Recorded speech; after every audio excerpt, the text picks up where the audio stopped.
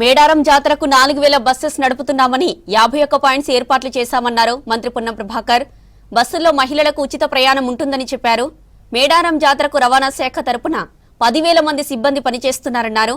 ఒక్క నిమిషంలో 4 బస్సులు వెళ్లేలా ఏర్పాట్లు చేశామని మీడియా చిట్చాట్లో చెప్పారు మంత్రి పొన్నం ప్రభాకర్. మేడారానికి 28 నుంచి 1వ తేదీ వరకు స్పెషల్ బస్సెస్ నడుపుతున్నామన్నారు పొన్నం.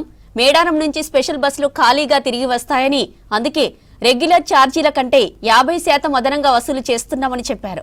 ఆర్టీసీ బస్సులకు ప్రత్యేకంగా పార్కింగ్ సదుపాయం కల్పిస్తున్నామన్నారు. ఒకేసారి 1000 బస్సులు పార్కింగ్ చేసేలా ఏర్పాట్లు చేస్తున్నామన్నారు. ఆర్టీసీ బస్సుల కోసం 50 క్యూ లైన్లు 9 కిలోమీటర్లలో పెడుతున్నామన్నారు. భక్తులు ప్రయాణికులు జాగ్రత్తగా వెళ్లాలని సూచించారు మంత్రి పొన్నం ప్రభాకర్.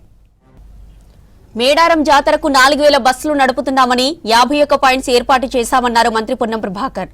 బస్సుల్లో మహిళలకు ఉచిత ప్రయాణం ఉంటుందని చెప్పారు.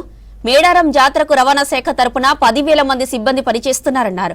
ఒక్క నిమిషంలో 4 బస్సులు వెళ్లేలా ఏర్పాట్లు చేశామని మీడియా చిట్చాట్లో చెప్పారు మంత్రి పొన్నం. మేడారానికి 28 నుంచి 1వ తేదీ వరకు స్పెషల్ బస్సులు నడుపుతున్నామన్నారు పొన్నం. మేడారం నుంచి స్పెషల్ బస్సులు ఖాళీగా తిరిగి వస్తాయని, అందుకే రెగ్యులర్ ఛార్జీల కంటే 50% అదనంగా వసూలు చేస్తున్నామని చెప్పారు.